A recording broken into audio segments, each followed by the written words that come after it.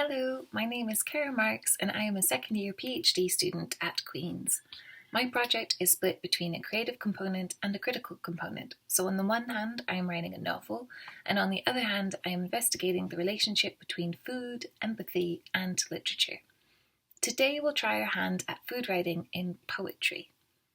In my research, I look at how food in stories, novels, films, plays, and poetry makes us feel. In our lives, food is hugely important. We have a daily relationship with it. It impacts the way we feel and the way we live. It repulses us or comforts us. It nourishes us or makes us sick. So today we'll look at two poems where food is used very differently, and I want you to pay attention to how it makes you feel, specifically in the poems that we're reading. The first one is by Emily Berry, and it's called The Tomato Salad. The tomato salad was breathtaking. Sometime in the late 1990s, the Californian sun ripened a crop of tomatoes to such a pitch you could hear them screaming. Did I mention this was in California? There was corn on the cob.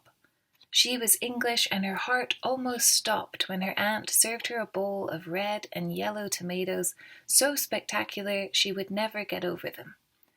I can only imagine the perfectly suspended seeds, the things a cut tomato knows about light, or in what fresh voice of sweet and tart those tomatoes spoke when they told my dearest friend, Yoshi Yoshi lomboka satuti fu tua tomata, in the language of all sun-ripened fruits. For Lois Lee.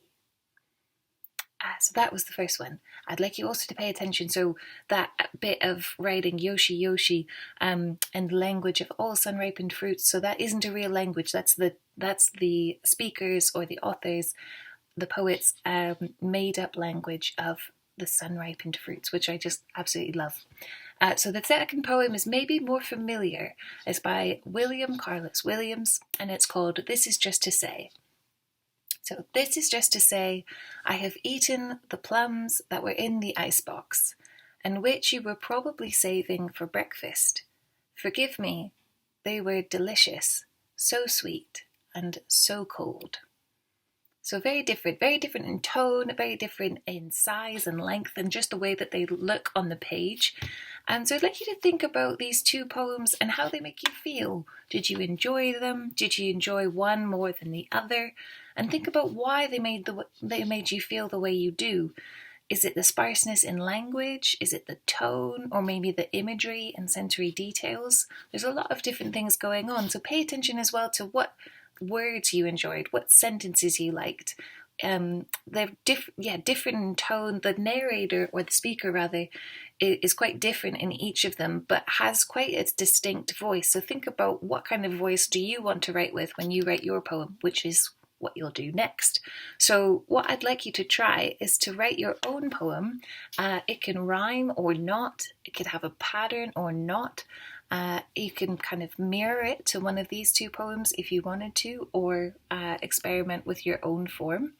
But most importantly is that your feelings come through in the writing, along with those sensory details. So sensory details, we've got sight, smell, taste, touch, and sound. So you can think about those things in the poems that we've just read, and then think about them in your own writing. What do you enjoy about whichever food you might choose? So these two were both about fruit. You could choose a fruit if you wanted to, or it could be any kind of food that you wanted to write about. So I'll give you some time to try that, and I hope you enjoy it. Thanks.